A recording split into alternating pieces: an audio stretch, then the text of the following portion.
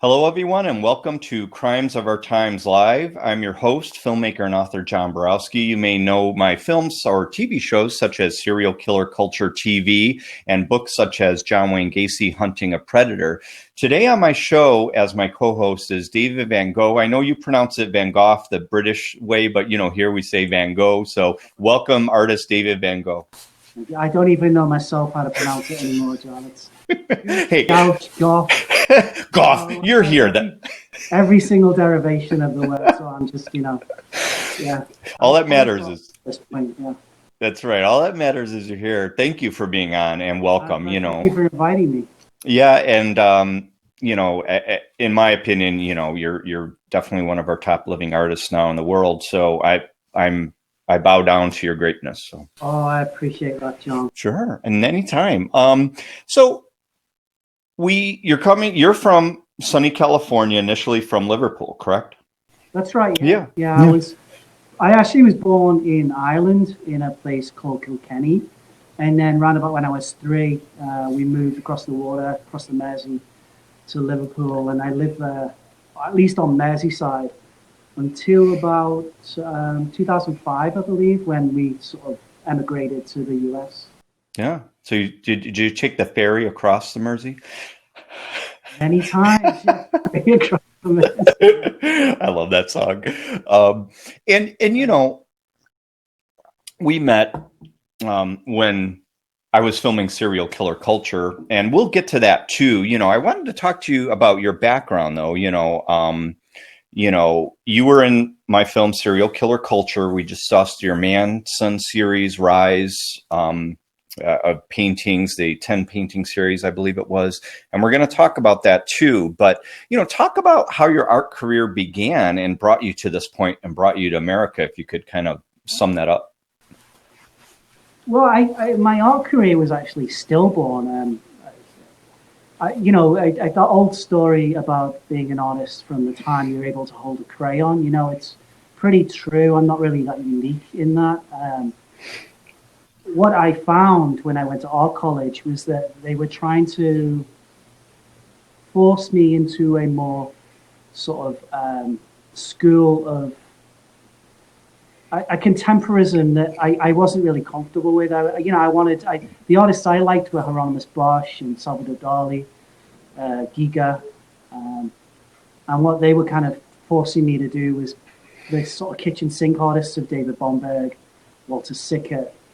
And I really had no interest in that because it was very sort of monocultural, it was very kind of gray. There wasn't really a lot of room to kind of maneuver with my imagination. So I didn't really last very long in art college. Interestingly enough, one of the things I do remember about art college, I actually went to the same art college that John Lennon had gone to. One of the things that was interesting was that in the old alumni in the faculty, they'd had, the famous, or at least, notoriety, the artists of notoriety. And on one end of the hallway was a sketch by John Lennon. And then on the other was said to be a watercolor by Adolf Hitler, who had actually gone to Liverpool, or it's said that he'd gone to Liverpool. It's an apocryphal tale. I'm not entirely sure it was true, but he was living with his cousin Bridget for a period, with the view, I think, to go to that college. So it was interesting that they had John Lennon representing peace on one side and Hitler representing war on the other. So if there was anything about going to college that kind of left an imprint on me, it was that. But what I did do was I took commercial art and fell into doing advertising for a number of years, which is where I met our mutual friend Ian. And I kind of concentrated my energies mostly on that because by then I'd gotten a family with some children, And it wasn't really until, I want to say, around about 1999, when my life kind of changed hugely and profoundly. When I met my current wife, that she kind of encouraged me to start, picking up my sketchbook again and start building a portfolio of works. And in the stumblings of there, somehow I managed to gravitate my way into what it is that I'm doing now. Right. Yeah, it's never an easy thing, and I remember, you had mentioned, it being an artist, as, us artists know, is, I always tell people the first thing they say is, what do you give it, what advice would you give to a first-time filmmaker? I say, number one, don't do it. Yeah, yeah, But yeah. if you're Do a gonna, proper job. right, but if you're Yeah, gonna do it, you have to be in it 200%, because any of these things, whether it's filmmaking, painting, music, dance, anything, if you sit and twiddle your thumbs waiting for somebody to find you, it's not going to happen. You have to do your thing and be proactive. And, like the same thing. When I went to college, I did not take directing classes. I took all the production classes because I don't believe you can teach someone directing. Everyone has their own style. You can teach the tools, the techniques, but don't say do it this way. Everyone has their own style, and I think we're similar in the way, when we do our research, and we're going to get to that in the Manson case, because you immerse yourself so deeply into your subjects. yeah. I think I think and actually it was the Manson case. I think that sort of set me on the way, on the path of kind of. I kind of feel I'm more of an anthropologist than I am an artist sometimes, but Right. it set me on the way of kind of the exploration of trying to justify every single thing that I do and a reason for it. And I think I look back at what I was doing in advertising, and what you're doing in advertising is there's no actual legacy to the work that you do. Yeah. You're just creating a portfolio of brochures that have a shelf life, and usually it's brochures to put tins on shelves. So there's no real kind of sense of creative fulfillment in that. Right. And I think about that now, and I think that that was one of the things that really impressed upon me the need to make everything significant and relevant in the work that I do, Right. that it belongs to me on an intrinsic, fundamental level, that there's no sense of anybody else imposing their will. There's no design by committee. Mm-hmm. There's no client at the end of it making a decision on how it should look and what color it should be and what font style. And it intrinsically comes from my soul, Mm-hmm. So that I think the reason why the work has such depth is that this intrinsic need I have to justify its existence. Right. And also that it lives beyond it shall be on the walls, that it makes an impression on the person who looks at it indefinitely and indelibly for a long extended amount of time, that they can come to it every time anew and see something afresh. I kind of went off on a tangent there, but yeah, I think anybody that starts out in this industry has to tell themselves the reason why they do. I always remember, John, I told you, I was on the verge when I was doing Manson. After I'd finished Manson, actually, I'd moved on to doing Purgatory, and I'd said, I'm going to give up. I'm done. After this is going to be my final last blast as an artist. And it's because I've been doing it for a decade at that point. And I hadn't really found my stride, and I hadn't really found an audience. And I invariably want to give up every 2 weeks. I kind of know that about myself now. But for whatever reason, it's all that I want to do, and it's all that I know.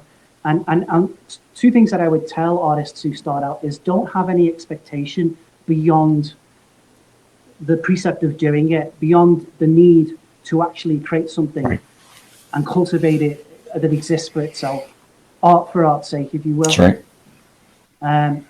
And secondly, expect to be disappointed. But in that, find the seeds of your own strengths and your own weaknesses. Far too many times what will happen is you won't sell anything. You'll have a show and not a single person will see it, and you'll find yourself completely fallen and lost and forlorn. But in that is a way to cultivate your own strength, to realize the very reason why you're doing it in the first place had nothing to do with the value or the vindication of the gallery or the sale or the success or whatever, or the blowjob in the back of the limousine, whatever it is in your head that, you know, you remind yourself is a thing that you're working towards, the thing that you're always working towards. You know, the journey, often more than not, the journey is a lot more interesting and a lot more validating than the end. Yeah. Yeah. Look at like, And that's what I found. yeah, like when, you know, we get together because of our friendship and then meeting Ian again, it is that journey. And when we look back, you know, I don't say, oh, yeah, you know, I felt so great when I edited this part in. It's more when I met with people and had the experiences and went in places and, you know, worked with people. And to me, you know, you can't put value on that, you know, like, you know, Absolutely. you know, this great work of art behind me. Now I'm going to say, the feds are coming into Chicago, and we're going to talk about that later. But I am going to be like, if anything happens, I'm going to be like Berlin or Germany, and this is going right under my arm. If anything happens, if there's a fire here, this is going to be with me forever. Yeah, that's a piece of entarter kunst right there, John. Yeah, Hitler would have certainly sequestered that away. Oh yeah, oh totally. He would have treasured this. He would have loved this. You know, so I'm going to tell my story about this painting, and then yeah, and then I want you to tell your story too about it, about when we filmed it. So my story is, we had arranged to interview you at Hyena Gallery in Burbank, California. Bill Schaefer is going to be out in a couple weeks on the show here. Yeah, Bill's great. So, you know, I interviewed Bill, and he said, well, I've got some people if you want to interview. Sure. And I said, yeah, tell them to come on down, you know, and I had no idea the depth of, you know, what you had been doing until, you know, I had gotten to Hyena. And, you know, Bill, after I interviewed Bill, he said up there on that wall, he's like, yeah, this painting was hanging on the wall. He said, well, yeah, that's one of David's. And, you know, the minute I saw it, I fell in love with it. You know, it reminded me of like the old classic black velvet paintings, you know, that you've seen. And I mean, it just called to me. It spoke to me. It called to me. And then I interviewed you. The interview was about an hour maybe.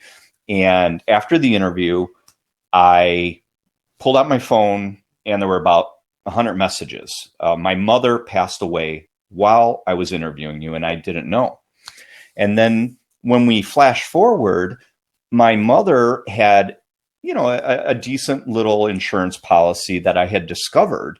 And it turned out that the amount of that policy was exactly the amount of this painting. So I saw that as my mother wanted me to have it because she knew how in love with this painting that I was. And this painting is called Helter Skelter because when they, you know, the LaBianca murders, they wrote in blood, they misspelled Helter Skelter, right? And, you know, I just love this painting. And I eventually I'd like to release your, you know, maybe your entire interview, because we had snippets of it in the film. But, you know, that's right. when you talk about this, you know, and the work that goes into it, this is, is this still available? Can people get this from you? Yes, it is. Yeah, I still have copies available on my website. Yeah, so if anyone wants this, we're going to talk later about, you know, where you could get David's items. But these are, everyone has to have these. It's a little, you know, high quality brochure about the Manson series. But this, you know, when I saw this, this is like the depth of your insanity and your research. But this is what happens to me when I do stuff, you know. And then we look at this, you know, this is the larger version of it. But, you know, this was all the connections, you know, Blavatsky and Hitler and the Bluebird and all the Bluebird, and they're all on this painting. And, you know, we could talk about that hours in itself, and everything, all the intricacies that you put in it, you know. So talk about your story. And remember, like, you had said that when you were working on the Manson, wasn't it like the series, it was like hundreds of degrees. And then when you came to the interview, talk about all that. Yeah. I mean, just to sort of preface that, the reason I'd done it was because it was an affection that I'd had for Sharon Tate when I was an adolescent. And I hadn't known anything about the Tate murders at that time, the Manson murders. And it wasn't until years later when I came to LA and I had the chance to sort of like rediscover that I got drawn into the whole miasma of I was reading a book by Peter, or a series of books by Peter Levesque called Sinister Forces, and Shadow over Santa Susana by Adam Goldreich. You got me into that book, and that book could make you go crazy because it's all the conspiracy theories. It's all the conspiracies, and that's it. It kind of led me on this sort of, you talk about going down the rabbit hole. It really led me down this path of exploring in the way that I do, pages upon pages of sketches and gutters of research and information. I don't know, and in all of that, inherently what happens is you get drawn into so many threads. And what had happened is Bill had commissioned me to do this series in a month. Wow.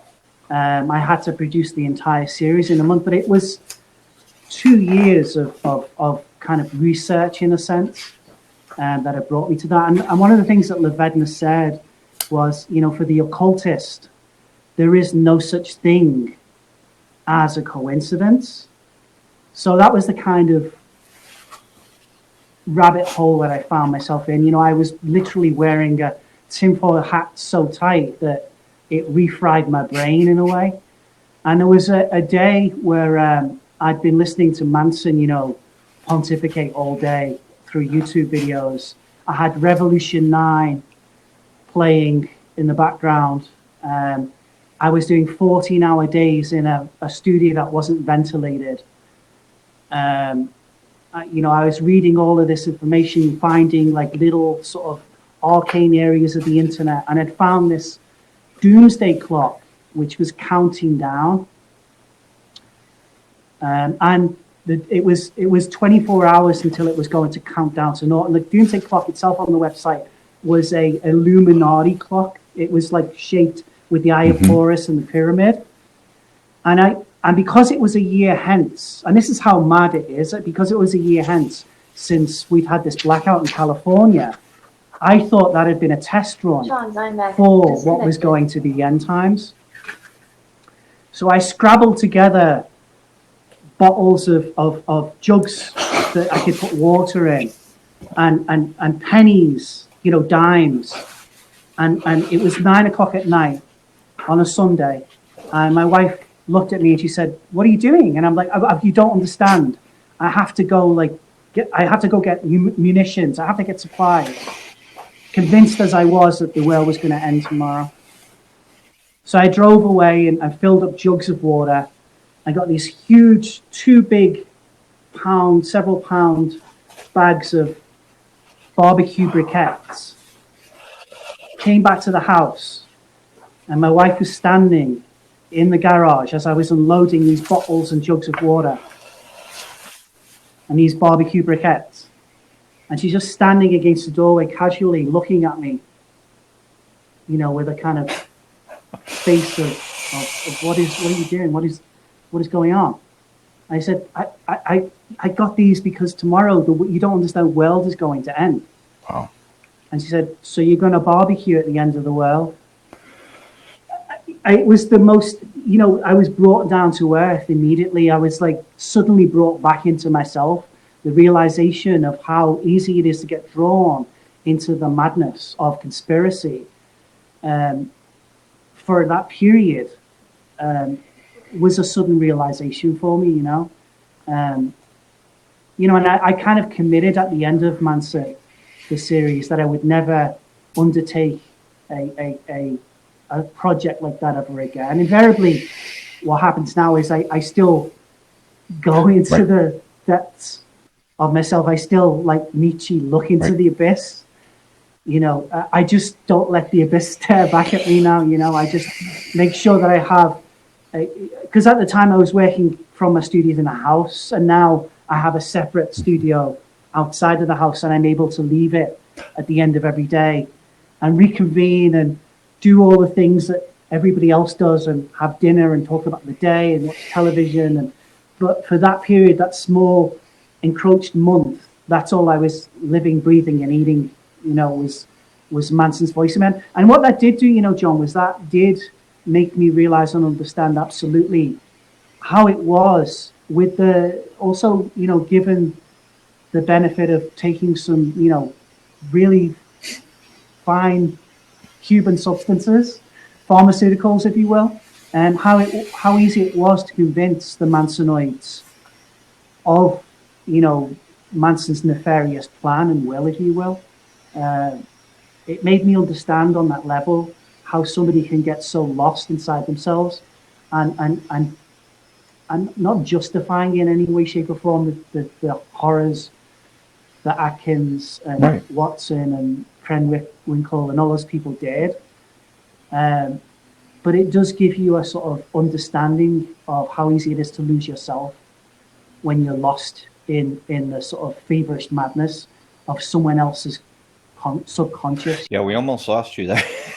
When you told me that story, I was like, yeah, ooh, that was... But, you know, I mean, you know, because of all this, you know, COVID and riots that are going on, you know, I've gotten a little anxious and stuff. And there was a little period where, you know, I thought I was, you know, going to go that direction too. But, you know, luckily, you know, you reel it in, or like you said, somebody brings you back down to earth by saying something, or, you know, and it's definitely, you know, I mean, it's very frightening, you know. But then when I interviewed you, weren't you like up all night or something? And you just winged it, and I didn't even know it, you know.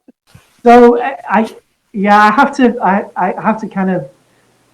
be honest. What had happened was Bill had said, you know, I'd kind of left Manson behind me, and I was on this new series, and like I say, I'd kind of set myself this remit. It was fuck it all, you know. It was me shaking my fist at the sky, and a friend of ours, it's actually Lonnie's cousin, was having a housewarming party the night before, and it had gone pretty late. We'd partied hardy, if you will, and going to admit, and I felt like a bag of boiled shite the next day, and because I'd at the end of the night, and I hadn't behaved very well, to be honest with you. I should never, and I don't anymore mix my drinks, but I'd partaken in the Green Fairy at the end of the night. So on top of like several Jamesons, beer, wine, whatever else was being offered or procured, I imbibed heartily. So when it came to finally meeting you, I was basically heaped into the car and driven to Hyena up to 5, still kind of sweating the contents of the night before. I'm surprised you couldn't smell the alcohol. I didn't notice it. I mean, I probably would have drank it. I would have been like, here. Yeah. And I didn't know that because Bill had just said, he'd been very ambiguous about it. He said, somebody is doing a video. And I kind of thought, oh, it's a college video. And so I arrived disheveled before the car, and there you are with like professional lights and a huge rig. Like, oh shit. It was very sobering, I have to say. And so for the entirety of that, whatever it was, and I think also Bill had the gallery open while we were doing that. So hatred. Yes. Out, right? I remember that. We had to take breaks. So I have to stop. Yes, I remember that. You did such a great job. You know, I mean, it was amazing, you know.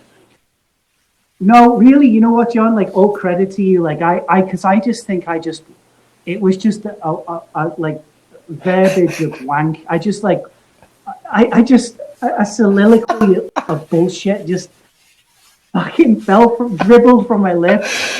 And somehow in there you were able to find some kind of cogent, tangible form, and bake a piece of bread and put it together, for everybody to digest. Because I actually wonder if you were able, having got the whole thing together and put it together, if anybody else is going to make. Because I was just coming off that, so. And that's one of the things about the last couple of days is I've had to kind of revisit Manson. Manson is like, for me, it's like 6 or 7 years ago now. and I'm not an academic. I'm somebody who is only ever knowledgeable about the thing that interests me at this moment. So, I kind of put it away quite gratefully, quite honestly, after the way it affected me. But going back to it's given me a sort of understanding as well of the sort of conspiracy culture. I think I was quite prescient about what I was doing. I think I touched into the zeitgeist. Yes, you did. About Manson, in the sense that, I kind of predicted a culture of conspiracy that is the foundation of political discourse, exactly. now, if you will. And in that, for me, it was only a search for meaning. If I think about, like, the reason why I was doing it was to try to make sense, because I'm not religious, I'm spiritual. As I think people say, religion is for people who are scared of hell. Spirituality is for people who've been there. I had this sort of need as a lapsed Catholic to try to find a semblance, a foundation of understanding about all of the arcane threads of information that we're all bombarded with daily. And I just see that the same thing about, although it's become, a bunch of edgelords sitting in their mum's basement, concocting all of these magical carpets to weave their conspiratorial biases to, the confirmation biases, if you will. In that, I think it's just like a need just to find some way to acclimatize a very secular need to understand the pluralism of a massive information. Right. In the same way that, like, the feudal villagers used to say, well, an earthquake or a tsunami was the act of God. Now what people do is say, well, it's the deep state or the Illuminati. It's the same thing. It's the same need to try to administer some kind of meaning to the chaos of everything. And because the internet is unbound, because the internet is this huge cataclysm of information, it can be overwhelming for people. It unmoors them. It shakes the foundation of who they are. And and of course, the other side, the thing that feels like the threat, is the thing that is fundamentally filled with all these nefarious underpinnings. And that's what conspiracy does. And I don't see that any different to the approach that I have. Right. No, not at all. And then, like I said, when I read that book, Shadows over Santa Susana, I was just, I could see, if that was just like the tip of the iceberg where you went to, because for me, my head was spinning after I read that book, but, you call yourself, do you label yourself as a Necro Surreal artist, or was that just something on the net? Or, I mean, you may not label yourself, but that was somewhere I saw. Well, what it was I'd for the years until we, and I have to sort of like give kudos to Chet Zar for this, until we had like a cogent dark. Well, that too. Do you call yours dark art? That too. Do you talk about all that? I think what I like about dark art, just as a sort of corollary to what we're talking about, what I like about dark art is that in that umbrella, it encompasses so many different things, But going back to Necro Surrealism, what it was I'd seen on the web. It was a friend. It was actually the daughter of the artist Laurie Lipton. She posted about this movement called Necro Realism, and it was a Russian movement during the early 1980s, during Perestroika, when Russia was, obviously we had the Iron Curtain, and Russia was going through, what it was the end of the Soviet Union. And what they did was they took decay and made a grandiose statement of it, and I I thought about that. That's kind of what I do. You know, it's like in a certain way, it's a, you know, I'm ritualizing the cult of death. You know, I'm trying to like formalize the beauty of decay. You know, the celestial grandeur of oblivion, if you will.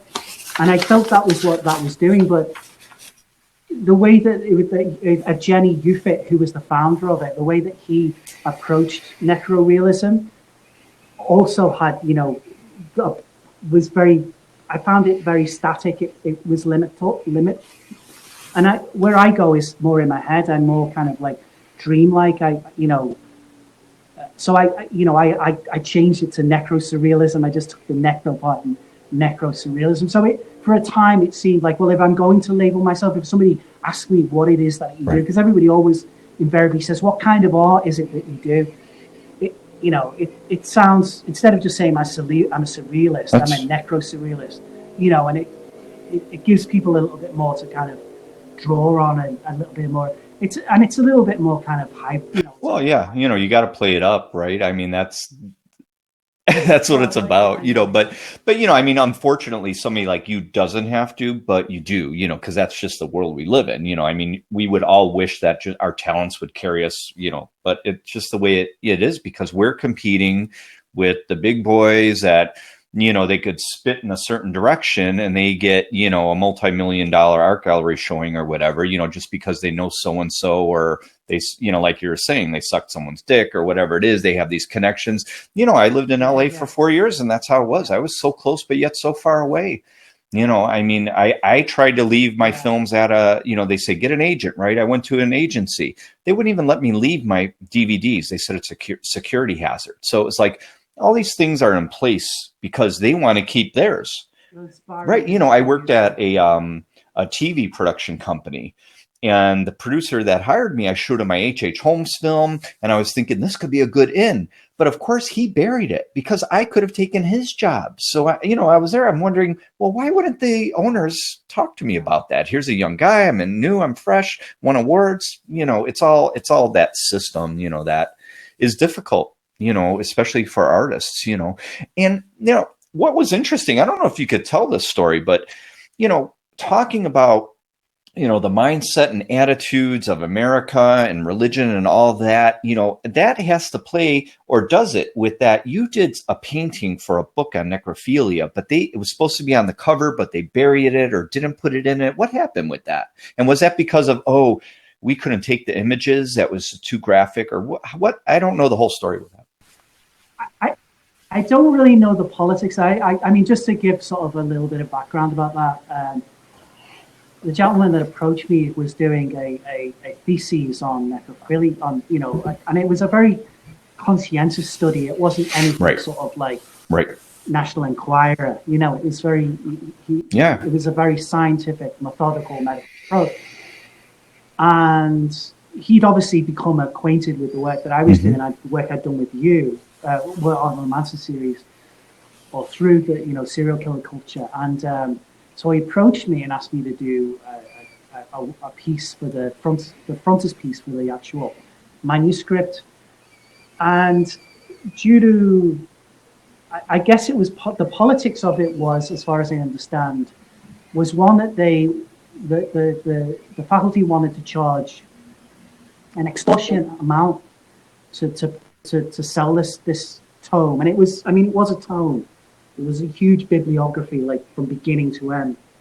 And also they weren't comfortable with the cover. And what I'd done with it, I actually ended up giving it away as a birthday present. I invariably give a lot of my art away, but I gave it away. And what it was the Aphrodite, the sculpture, the Venus, you know. And I basically cut her off at the midriff, and it was the skeletal proportions, the hips, you know, and the femurs. And for whatever reason, they couldn't sell it. They didn't want to sell it for that. So it ended up going inside, being sequestered inside. One of the things that he did allow me to do was write about it, you know, a little my own little contribution, whatever, 6 or 7 pages about how necrophilia has been utilized in art. Well, and if so I was pleased, placated by that, if you will. But yeah, it was a shame. It would have, those things happen, right? I mean, and we could talk for hours about all that other stuff, but the Manson series, happening, at the late 60s, the time of turmoil and change. We're kind of going through that now, and there's all these left, right, religious, this, that. There's all this, everything's being thrown at you, and how do you, briefly, how do you see that, being artist and, from Liverpool, Well, I mean, if we're talking about the Liverpool connection, certainly with what has just happened with the Black Lives Matter movement, early in the 1980s, I'd lived in a place called Toxteth in Liverpool, which was, it was kind of a hodgepodge. It was very much a kind of mixing pot of Irish, Asian, and Afro-Caribbean folks. So, and I was brought up in that environment, but you did get the sense, just even as a child, that there was a disparity about the way that certain races and cultures and people were treated differently by the constabulary, by the established police. I saw it firsthand. And I was a Catholic who had a Protestant friend. So there was that whole frisson going on as well. I can think of a moment when I went to school one day with my friend, and a Catholic parent spat on my friend who was a Protestant. And he's talking about a 10-year-old child. So, it's not that this is anything new. And I'll actually, on the new series, I've been reading about the Guelphs and the Ghibellines during Dante's period, and how the Guelphs and they fractured, and there was a huge sort of divisionist culture, to the point where, like, if you wore your feather on one side of the hat, you were rejected. So it's not that this is new.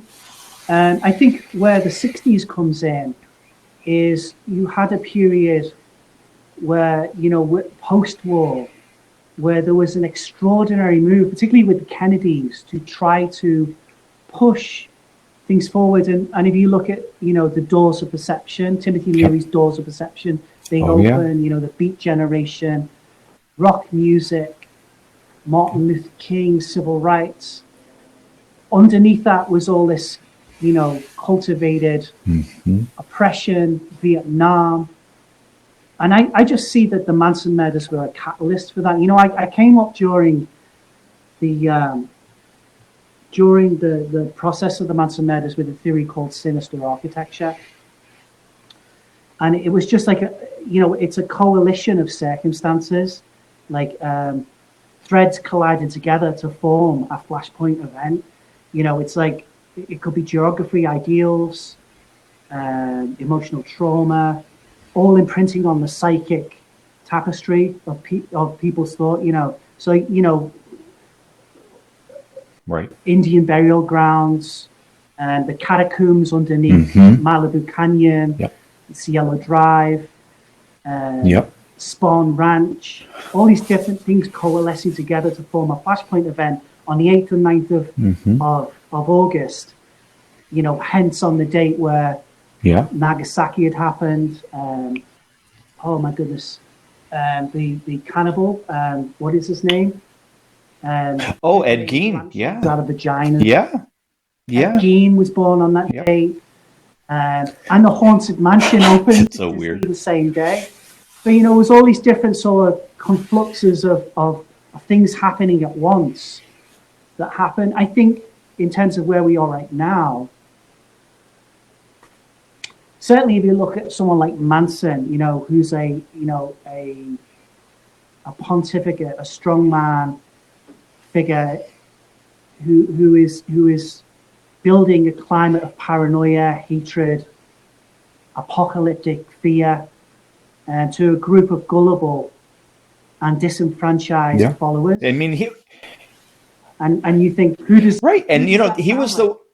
It's no mistake that he died. Right, and he was the one that said race war. That was Manson, right? That was Race war, Manson, yeah, right? the black and white race war, yeah. So it Yeah, all, it was Manson, absolutely.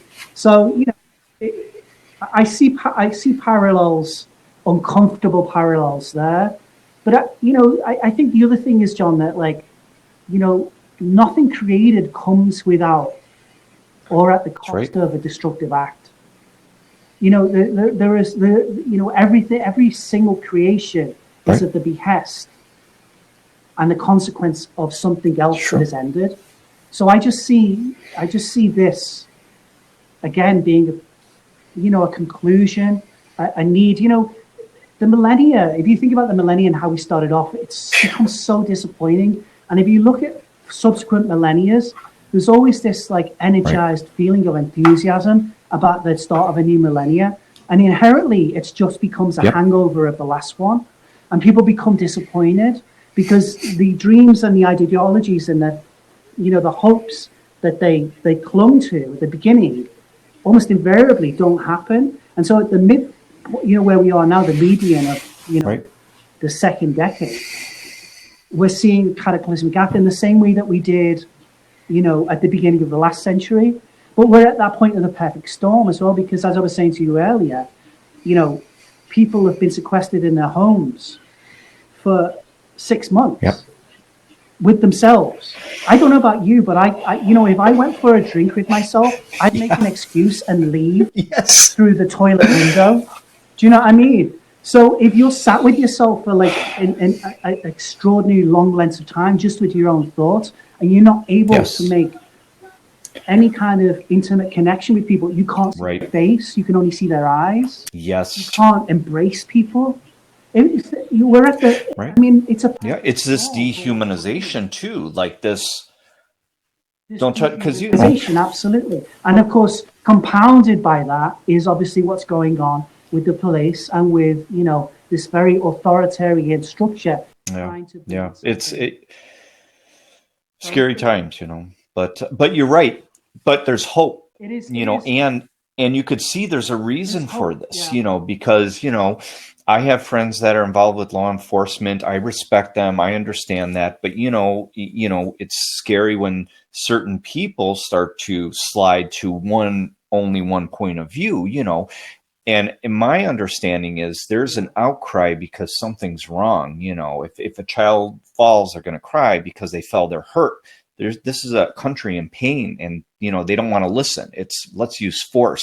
But when you look at Panzram's story, he said this is going to happen 100 years from now, and he knows that, he was wrong. Panzram knew he was wrong. He tried to say force and might make right. Well, he knew he was wrong because he was the one that said himself, if I was treated like I was when he was in Leavenworth, where he wasn't abused or beaten, he said maybe there wouldn't be so many people robbed, raped, or murdered. So he said it himself. So, there's always this, let's do this, Absolutely. but then it's like, Yeah. okay, but what good is that gonna do? It's just gonna antagonize and make it worse, in my opinion. Yeah, absolutely. I think I told you Yeah, about my talk about history that. with You're kind of infernal. the origins of evil. Yeah, Infernal the Denomon. It's actually the third in a trinity of series that started with Purgatorium. Then I just did Paradisus Fall. It's a whole kind of Dante's Inferno, divine comedy thing. So I'm in hell now, and I'm calling it the Denomon Right. because it's the end. But in that, I think the reason why it's the end is because I feel like there is an end coming. I feel like not just like possibly the end of the 200-year-old experiment Yeah. that is America, but the end of certain ideologies and certainly Yes. a set of values. Um, that invariably always happens as a necessity, but is always uncomfortable. And one of the things about America as well, I hate it Yeah, so do because I I. love this country. I mean, I fell in love with one of its daughters. All of the greatest cultural movements, for me at least, are for the most part American. I've always been drawn to that's one of the things I love about America is its innovation and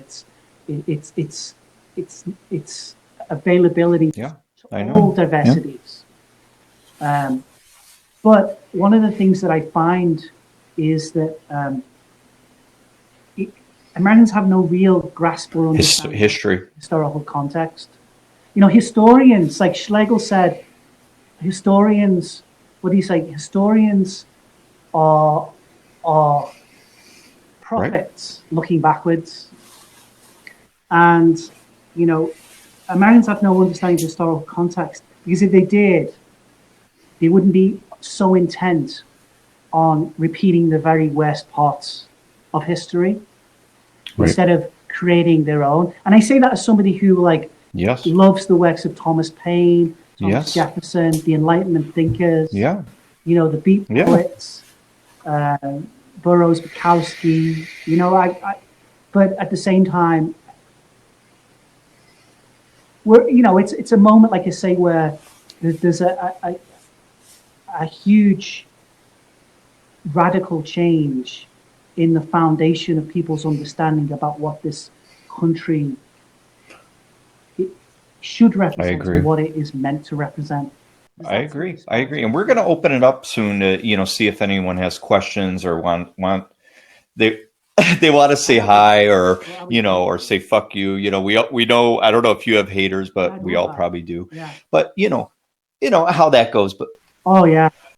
Not so many lovers, but yeah. You know, and do you have like samples you could show us of some of your stuff? I know we see some behind you. Is that the Inferno series behind you? Yeah. Wow. This is you can say Demons Battling. It comes from a point at one of the cantos in the Divine Comedy where one of the interned escapes and two demons fly to catch him and they're invariably drawn into the black pit below. But rather than have it set in sort of like the 7 levels of hell, I've set it in Liverpool.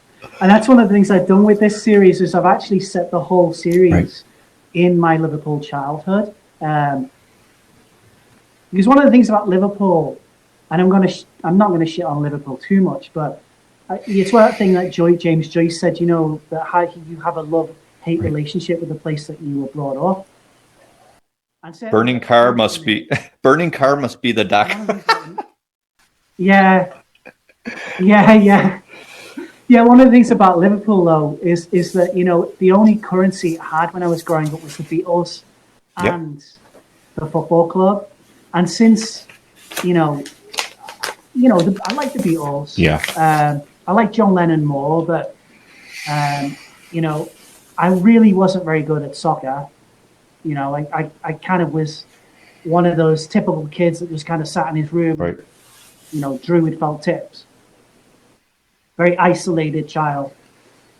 So there really wasn't a lot available to me as a child. You know, so one of the things about the Manson series that presented to me was the arc between Manson and the album, the White Album, and how that correlated for me. How does that? How does LA and Liverpool correlate?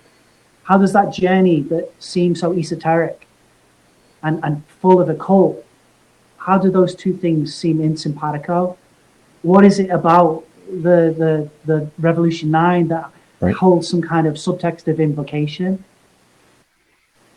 So I went back and discovered, you know, all of these architectural sites in Liverpool, like the Mackenzie Pyramid, Lord Leverhume's chapter of, there's like 13 Masonic lodges in Liverpool, which I didn't know. There are 3,000 corpses buried beneath Old Swan. Yes. You know, the whole Jamie Bulger murder that occurred, which happened actually, you know, behind my house. I was brought up overlooking a cemetery in Anfield. And I used to go there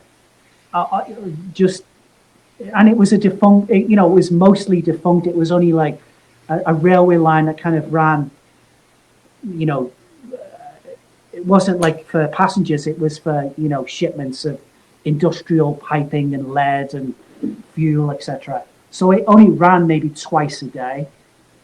So you could actually climb over the embankment and hang out, you know, and it was overlooking a cemetery. And so I used to hang out there, but it wasn't, there was something really odd about the area, something very sinister, very, like almost like an imprint of malice that existed that I felt for years there. And it wasn't until the Jamie Bulger killing, where he was murdered actually upon that stretch of railway, that it drew me back into realizing, you know, that somewhere in the ether, there's an art that works within itself, you know, that defies understanding. And that was the thing about the Manson series. It as mad as it was, as crazy, and as, you know, and I say this as somebody who is very a skeptic,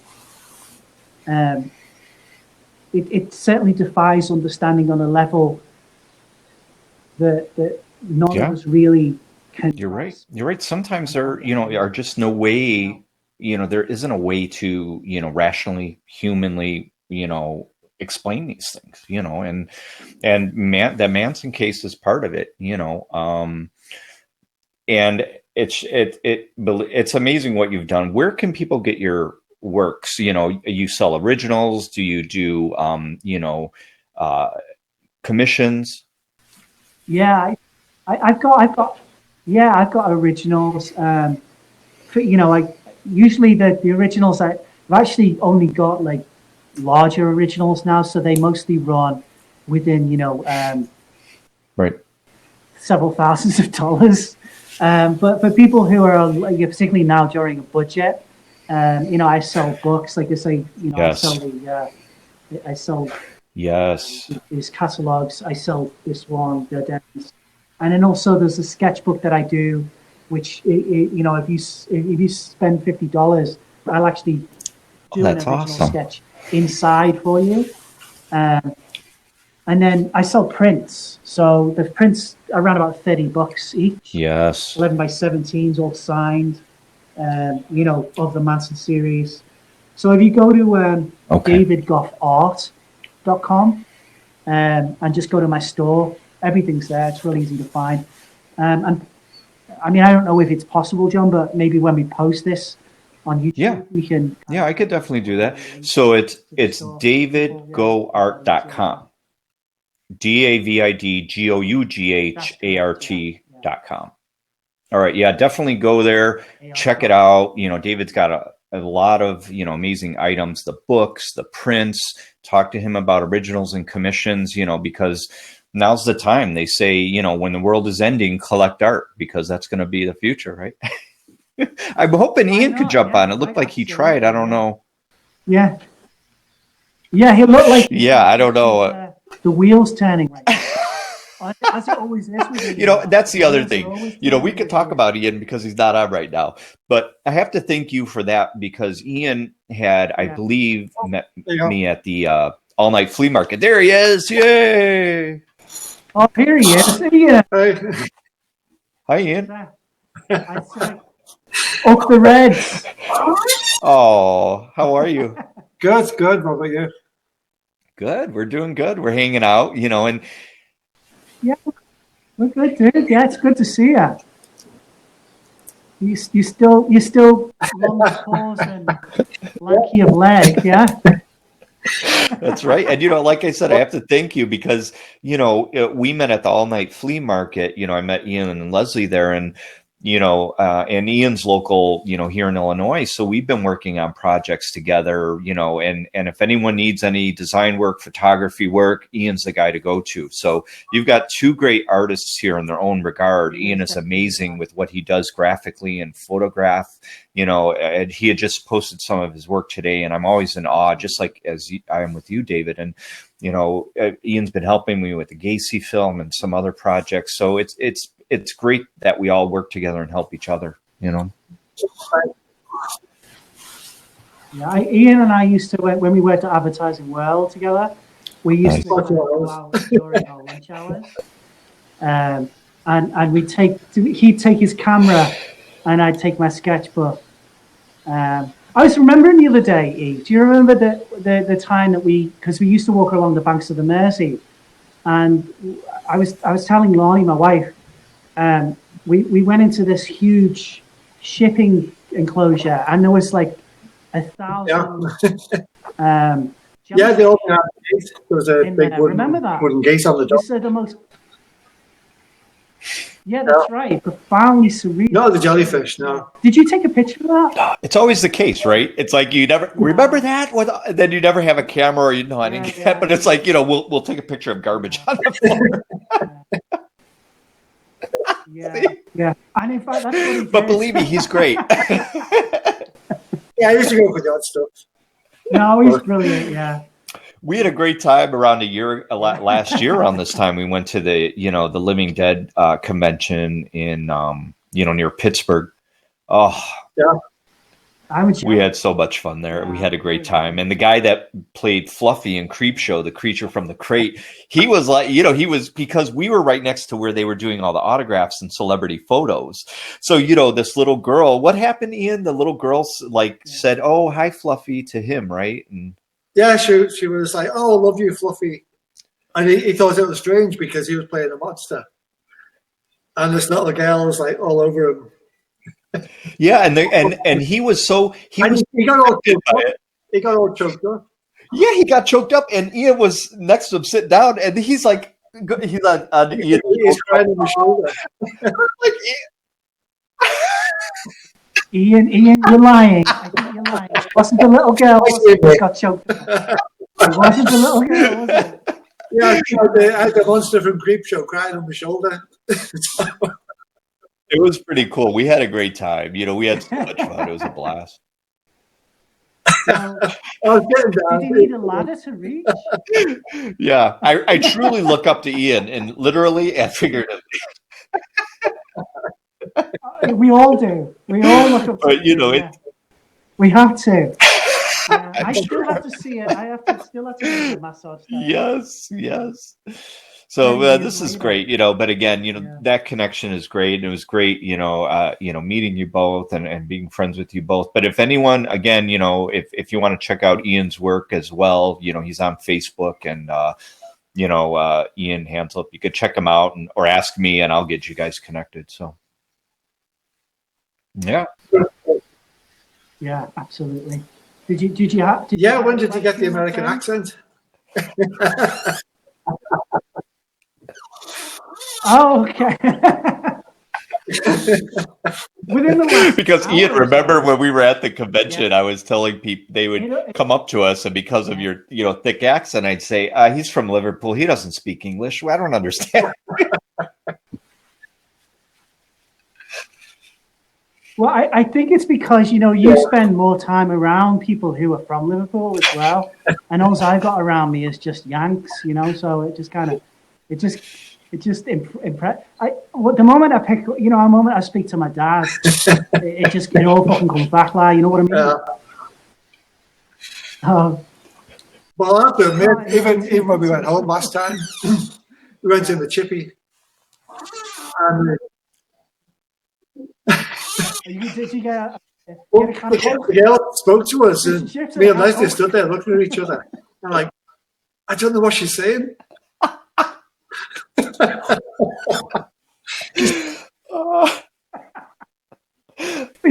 know I need one of those tickets. Yes. Yeah, like when we go to a convention, we have to have that little LED thing. Here's what he's saying, translation. Yeah. Translator, yeah. That's true. That's true. Well, we got about a minute, and we'll wrap it up. So, again, anybody that wants to check out, it's davidgoart.com. And when we do a YouTube, we'll put a little link on there. But I'm telling you, everybody, check out David's stuff. It's phenomenal, and I love it. Believe me, I wish, I had him filling my entire house because, like I said, this is going to my grave with me, probably in the grave with me. Nobody's touching this thing. But, it's been a great time. We got about 30 seconds. But, thanks, David. And do you have any final words? Just thank you, everybody, for tuning in and for supporting artists, everybody stay safe out there, for the most part, I think that's the message I'd like to leave. Just look after yourselves. And Ian, Ian's got some artworks too. Yeah. No, I was sitting on the couch. He wants you to turn the TV on. All right. Thanks, guys. I really appreciate it. Well, it's good to see you both together as well. Owning the couch.